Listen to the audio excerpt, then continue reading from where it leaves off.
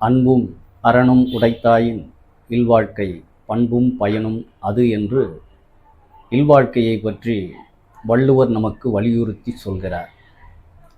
அன்பும் அறனும் ஒரு இல்லற வாழ்க்கைக்கு மிக மிக முக்கியமானது. கருத்தொருமித்த காதலர்களாக கணவன் மனைவி வாழ்வதுதான் உண்மையான நோக்கமாக இல்வாழ்க்கைக்கு இருக்க முடியும் என்று வள்ளுவர் வலியுறுத்தி சொல்கிறார். அன்பும் அறனும் உடைத்தாயின் இல்வாழ்க்கை. இல்வாழ்க்கை என்பது எதில் தொடங்க வேண்டும் என்று வள்ளுவர் கூறுகிறார் என்றால், அன்போடு இயந்த வாழ்க்கைதான் கடைசி முதுமை வரை நிலைத்து நிற்கும். சரி, அன்போடு வாழ்ந்த வாழ்க்கையோடு அறத்தை ஏன் வலியுறுத்தி சொல்கிறார்? அறமற்ற வாழ்க்கை என்பது நாம் வாழ்தலிலே பெரும் காலத்தை, அதாவது நாம் வாழ்கின்ற ஒவ்வொரு நாளும் ஒவ்வொரு நொடியும் அறம் சார்ந்த வாழ்க்கையை வாழ்கின்ற பொழுது மனதில் தீய எண்ணங்கள் ஏற்படாமல் நாம் அடுத்த கட்ட வாழ்க்கையை நோக்கி பயணிப்பதற்கு அது உதவியாக அமையும். அன்பு என்றால் என்ன? அன்பின் வழியது உயர்நிலை என்று வள்ளுவர் இன்னொரு குறளிலே சொல்கிறார். அன்பு எனப்படுவது இந்த உயிரோடு இணைந்ததாக இருக்க வேண்டும். அதனால்தான் அன்பின் வழியது உயிர்நிலை என்று சொல்கிறார். அஃதிலார்க்கு என்புதோல் போர்த்திய உடம்பு என்று குறிப்பிட்டு சொல்கிறார். அன்பில்லாமல் இருக்கின்ற உயிர் ஏதோ என்பையும் எலும்பையும் அதன் மேல் போர்த்தி இருக்கின்ற தோலையும் உரித்தானதான ஒரு வாழ்க்கை இருக்குமே ஒழிய ஒரு நிறைவான வாழ்க்கையாக அது இருக்க முடியாது. அதனால்தான் இல்லற வாழ்க்கையை தொடங்குகின்ற பொழுது அன்பு இயந்த வாழ்க்கையாக அது அமைய வேண்டும் என்று சொல்கிறார். அறம் என்று சொன்னால் என்ன? அதற்குரிய விளக்கத்தை அவரே இன்னொரு குறளிலே சொல்கிறார். அழுக்காறு, அவா, வெகுளி, இன்னாச்சொல் இந்நான்கும் இழுக்கா என்றது அறம். அறம் எனப்படுவது யாதெனில், அறம் என்பது எதை குறித்து நகர்கிறது? மற்ற விலங்கினங்களுக்கெல்லாம் அறம் என்ற ஒரு கருத்தே கிடையாது. அதனதன் போக்கில் அதனதன் வாழ்க்கையை வாழ்ந்து கொண்டிருப்பது மற்ற விலங்குகளும் பறவைகளும் மற்ற உயிரினங்களும்.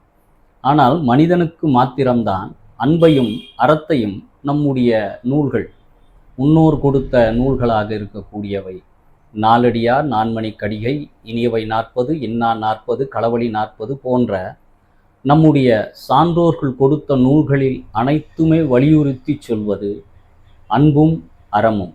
இந்த அறம் எனப்படுவது யாதெனில், நம்முடைய மனதிலே அழுக்காறு, மற்றவர்களை பற்றிய ஒரு தீய சிந்தனைகளை தேக்கி வைத்து கொள்ளுதல், அடுத்தவர் உயர்வை பார்த்து நாம் பொறாமைப்படுதல், இவையெல்லாம் நம்முடைய வாழ்வை சீரழித்துவிடும், நம்முடைய வாழ்க்கையை பின்னோக்கி நகர்த்திவிடும்.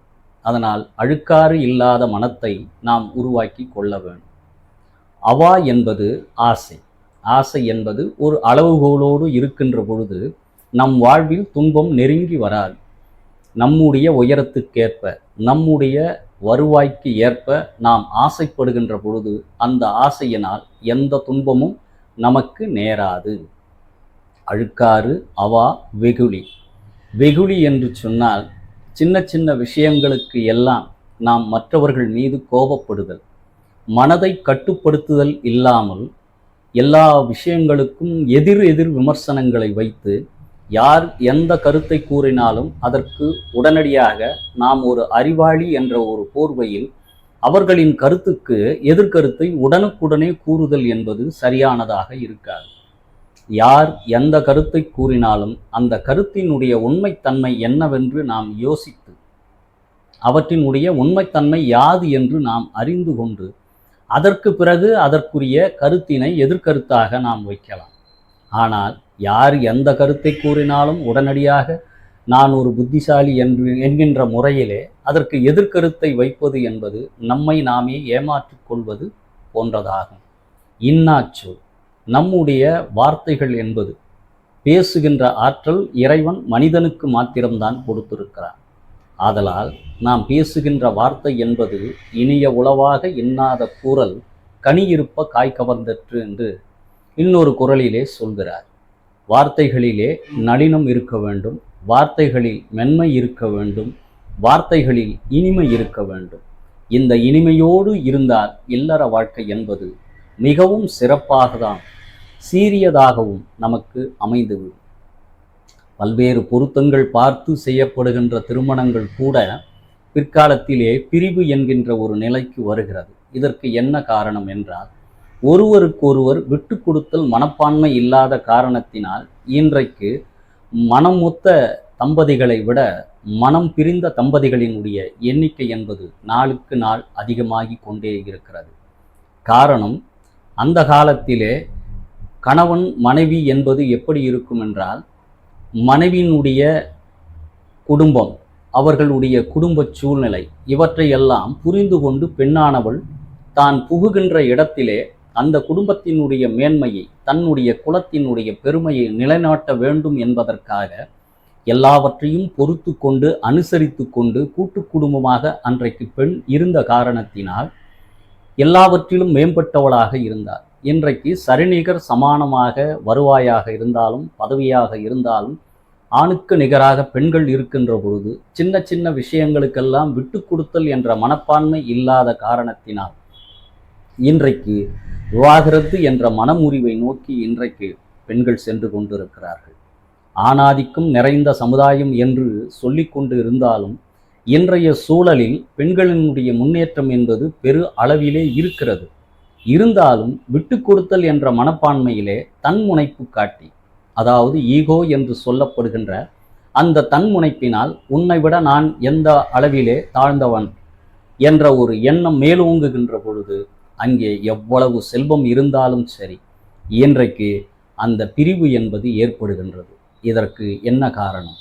அன்பும் அறனும் உடைத்தாயின் இல்வாழ்க்கை பண்பும் பயனும் அது என்று வள்ளுவர் நமக்கு வலியுறுத்தியதை நாம் மெல்ல மெல்ல மறந்து போய்விட்ட காரணத்தினால்தான் இன்றைக்கு மனமுறிவுகளுக்கு அது அடிப்படை காரணமாக அமைந்திருக்கின்றது.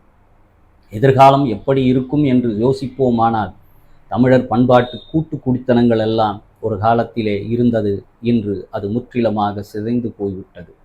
இன்றைக்கு எல்லா வசதிகளுடன் கூடிய ஆடம்பர வாழ்க்கையும், நமக்கு தேவையான வசதிமிக்க மகிழுந்துகளையும் பெற்றிருக்கிறோம். ஆனால் யாரிடமாவது மன நிம்மதி இருக்கிறதா என்று கேட்டு பார்த்தால் கேள்விக்குறியே அங்கு தொக்கி நிற்கிறது.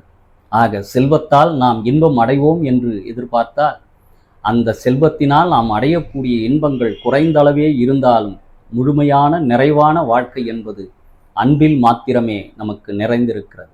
அதனால் வள்ளுவர் வழி நின்று அன்பின் வழியது உயர்நிலை என்று சொன்னாரே, அதை நாம் கடைபிடிக்க வேண்டிய காலகட்டத்திலே இருக்கிறோம்.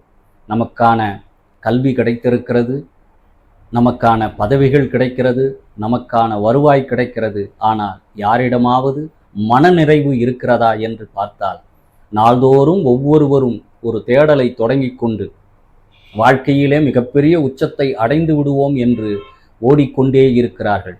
யாராவது ஒரு இடத்தில் நின்று எனக்கு இது போதும், இந்த வாழ்க்கை நிறைவாக இருக்கிறது என்று ஒரு புள்ளியிலே என்றைக்கு நிற்கிறார்களோ அன்றைக்கு மனம் அமைதிப்படும். அந்த மன அமைதிக்கு எது துணையாக நிற்கும் என்றால், ஆன்மீக நெறி சார்ந்த வாழ்க்கை அவனுக்கு முழுமையாக துணை நிற்கும். தேடல் கடைசி காலம் வரையிலும் இருக்கலாம். ஆனால் அந்த தேடல் என்பது பொருளை மட்டும் தேர்ந்தெடுத்தல் இருக்கக்கூடாது. அருளையும் நாம் தேர்ந்தெடுக்க வேண்டிய காலகட்டத்திலே இன்றைக்கு இருக்கிறோம். இன்றைய இளைஞர்கள் உயர்ந்த பதவிகளை நோக்கி, உயர்ந்த படிப்புகளை நோக்கி ஓடுகிறார்களே ஒழிய, அறம் சார்ந்த வாழ்க்கையும் அன்பையும் போதிக்கின்ற நெறிகளையும் படிக்கின்ற காலம் மிக மிக குறைவாக இருக்கிறது. இனி எதிர்காலம் என்பது வள்ளுவரினுடைய குரல் வழியே நின்றால் நம் வாழ்க்கையில் எந்த விதமான பிரச்சனைகளும் இல்லாமல் வாழ முடியும். ஆதலால் அன்பின் வழியது உயர்நிலை என்றும், அன்பும் அறனும் உடைத்தாயின் இல்வாழ்க்கை பண்பும் பயனும் அது என்று வள்ளுவர் நெறி நின்றால் வாழ்க்கையில் எந்த காலத்திலும் எந்த சூழ்நிலையிலும் பிரச்சனைகளை எதிர்கொள்ளக்கூடிய மனப்பக்குவம் என்பது மனிதர்களுக்கு கிடைக்கும். மனம் அமைதி கொள்ளும். எந்த இடத்திலே மனம் அமைதி கொள்கிறதோ அந்த மனமே இறைநிலையை நோக்கி நகர ஆரம்பிக்கும். மனதிற்குள் ஆயிரம் குழப்பங்களை வைத்து கொண்டு நாம் எத்தனை வழிபாடுகளை செய்தாலும் அந்த வழிபாட்டினால் எந்த முன்னேற்றமும் இருக்காது. மனம் என்ற குரங்குதான் இந்த மனிதர்களை எல்லா திசைகளையும் நோக்கி நகர வைத்து கொண்டிருக்கிறது. மனதை அடக்கி ஆள கற்றுக்கொண்டோமானால் ஒவ்வொருவரும் ஞானிகளாக மாறலாம். இந்த இல்லற வாழ்க்கையை இனிதே நிறைவேற்றலாம் என்று கூறி விடைபெறுகிறேன். மீண்டும் ஒரு காணொளியில் சந்திப்போம்.